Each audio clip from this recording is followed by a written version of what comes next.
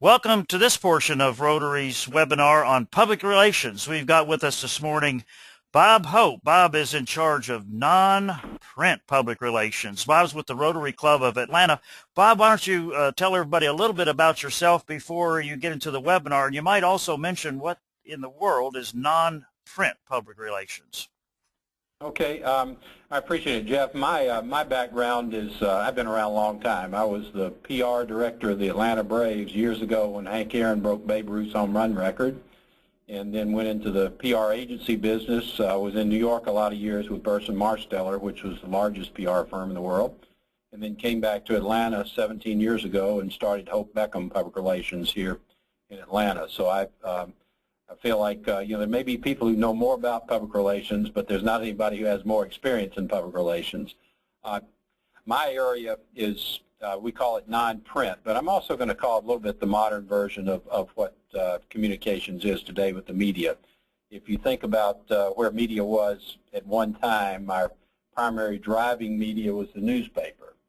And, the newspaper is still around, but, but a lot of people, when you talk to them about the newspaper, will say, well, the newspaper industry is not what it is today. I mean, who reads the daily newspaper? Well, the truth is, if you think about non-print, more people read any newspaper, whether it's the New York Times, the Atlanta Journal-Constitution, the Macon Telegraph today than ever at any time in the history of that newspaper. And the reason is because it comes out in so many different versions. So the simple approach that we sometimes take is to say, in today's world, in the past you've thought about words. Now think visual. Think about the ability of what you can do with photos and video. We've always said that a picture's worth 1,000 words. Well, now our ability to use pictures is much greater than ever before. The key to communicating well, and this is whether it's in the non-print or the print, is just thinking in three simple terms. One is you have to have the right words, and I'll talk a little bit later about the power of the right words.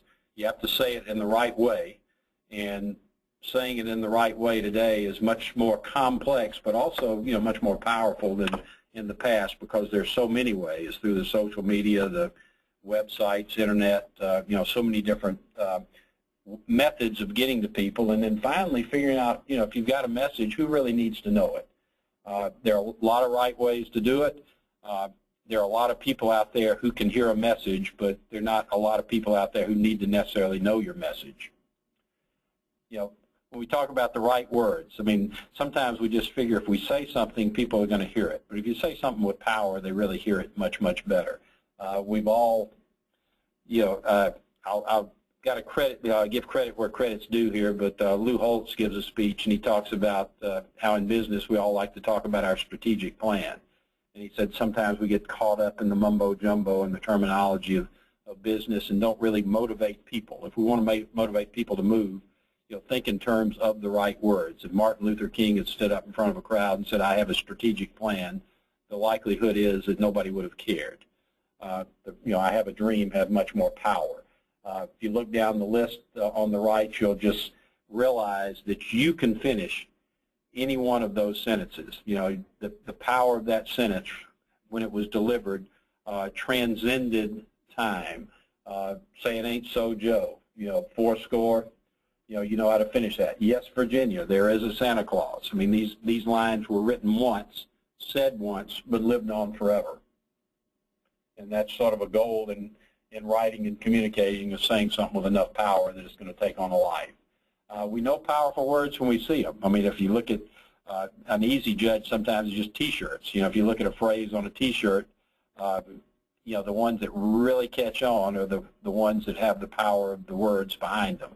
I have one that I like. I'm an older guy in the Peachtree Road Race here in Atlanta, which is a 6.2 mile, 10K road race. There's a T-shirt that has on the back of it, God, I hope there's somebody behind me to read this T-shirt. Well, that T-shirt's very popular with older folks. It's has power in its words. If you'll see here, you could put the same words, don't jump, almost anywhere, and they would be meaningless. But for career builders and advertising on the top of a bus in New York City, where people would see it from the top of buildings, it has tremendous power.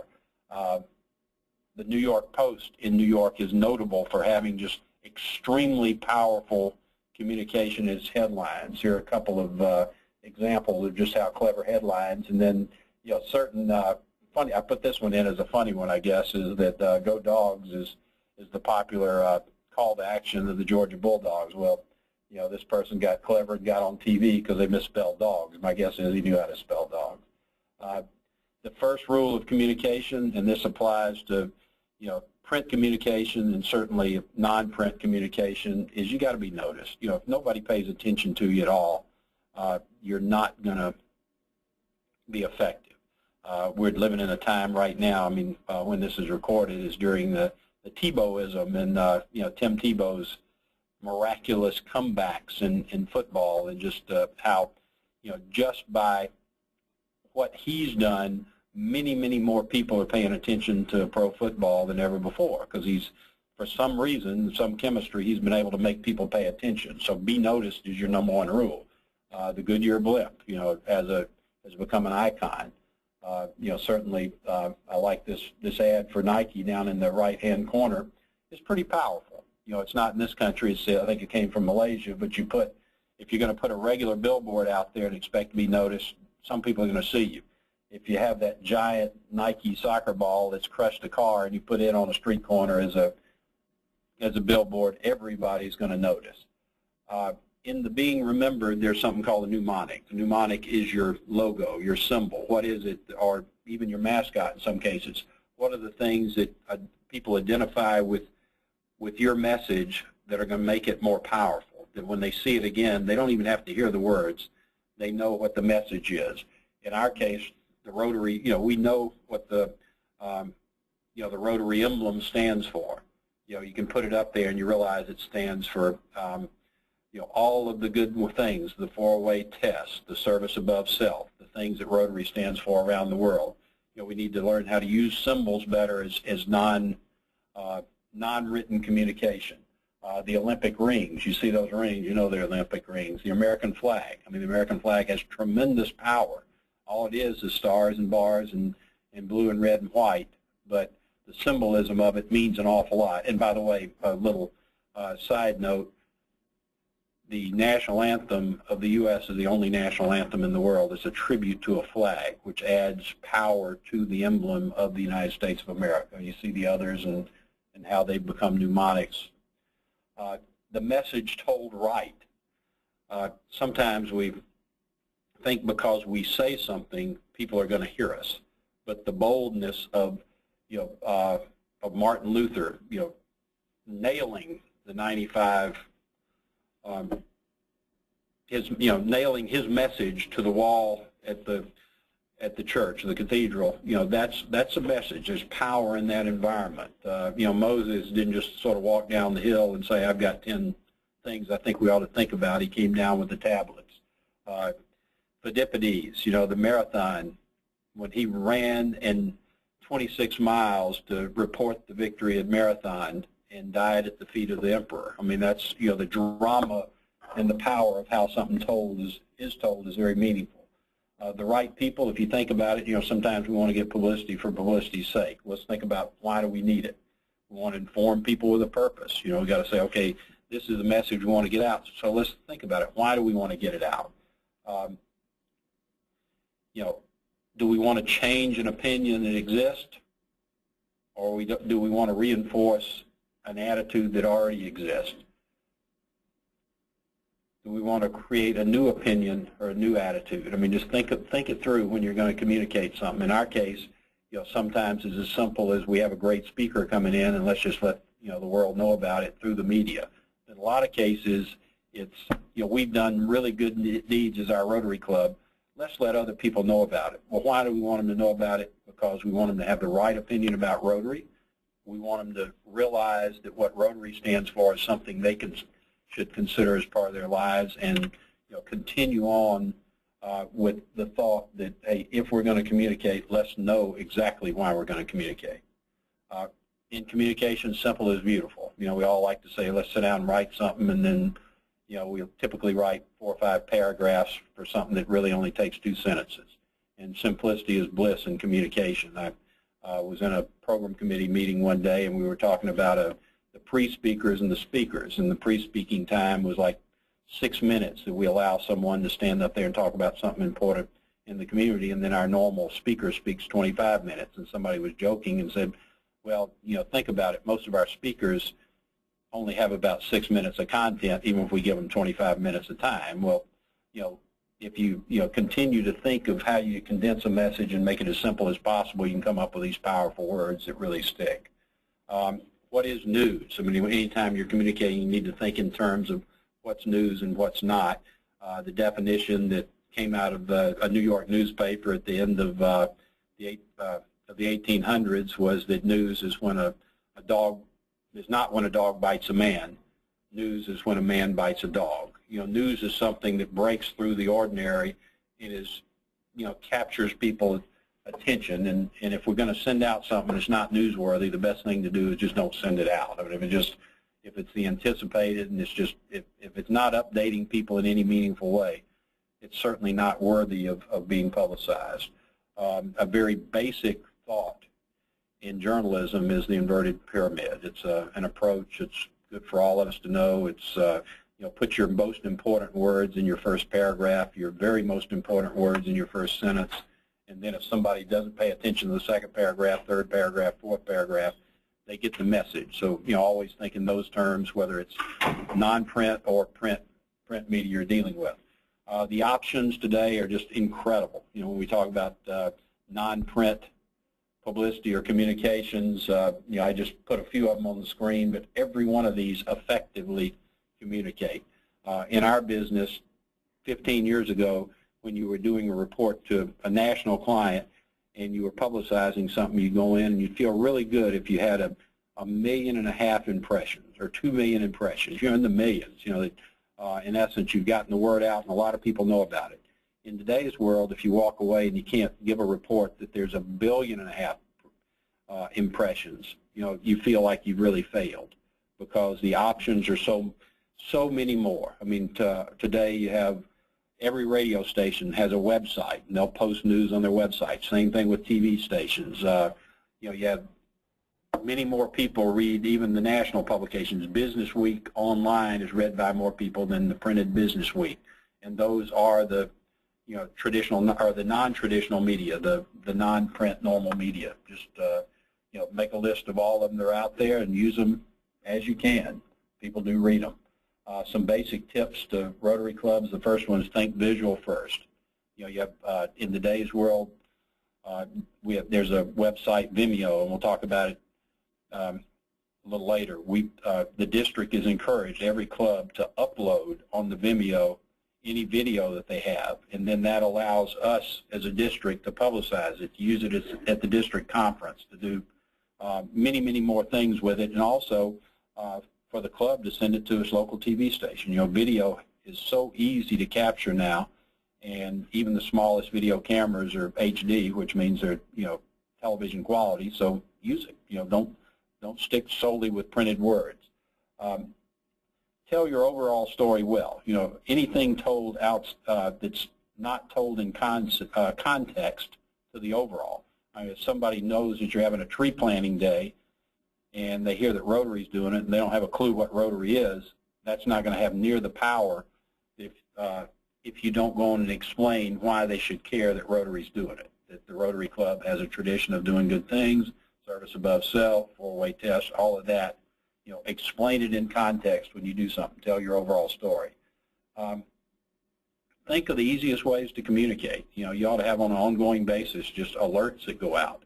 I mean, my email or your email will go to everyone in the world if you want it to go to everyone in the world, and you have a message that's strong enough. We've all seen where somebody will put a homemade video up on YouTube, and suddenly 5 million people see it because the quality of the video or the content is so interesting that people go to it. Well, use those well and use them ongoing.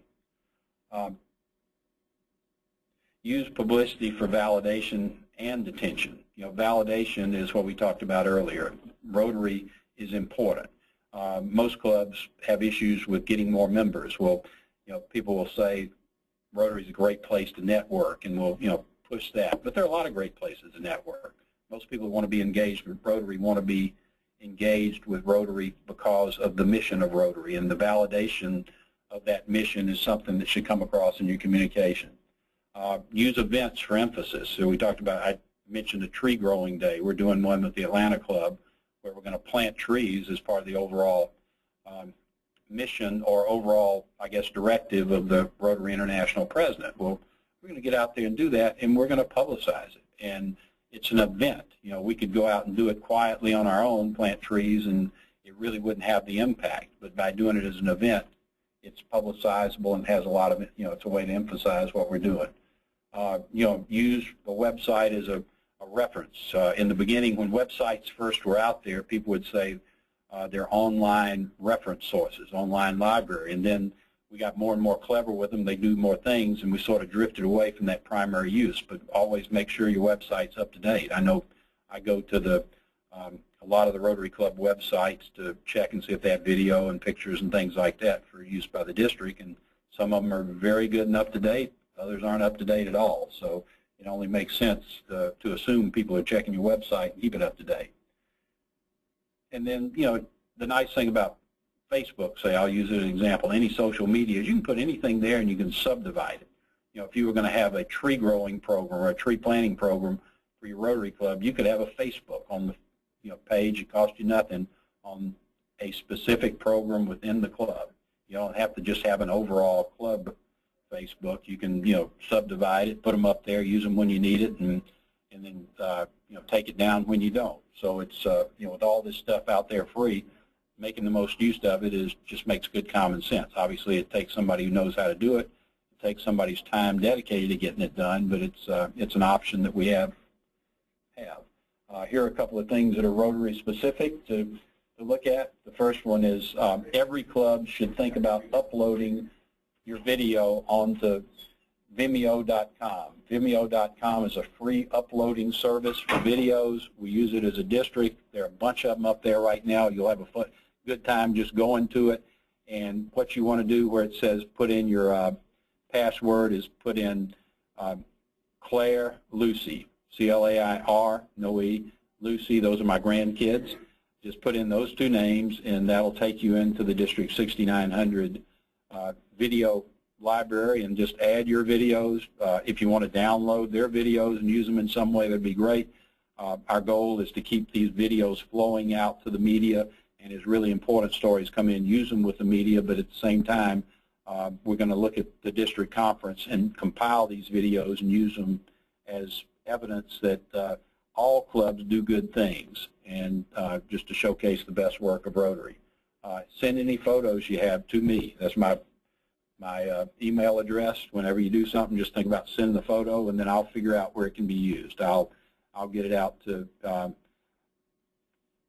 the media that's appropriate. Sometimes it'll be the district newsletter. Other times it'll be it could be the Rotary National newsletter.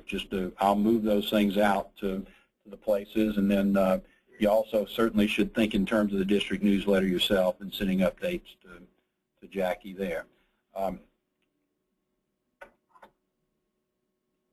Those are pretty much the basics, Jeff. I just wanted to emphasize that, all of us know in life that, good news shouldn't be kept to yourself. I think Rotary is one of the things in the world today that is good news. Let's communicate well. Let's, think of the many, many ways and many options that are out there as our opportunities to do that. Well, Bob, thank you very much for those wonderful insights. That was an excellent presentation. Thank you again.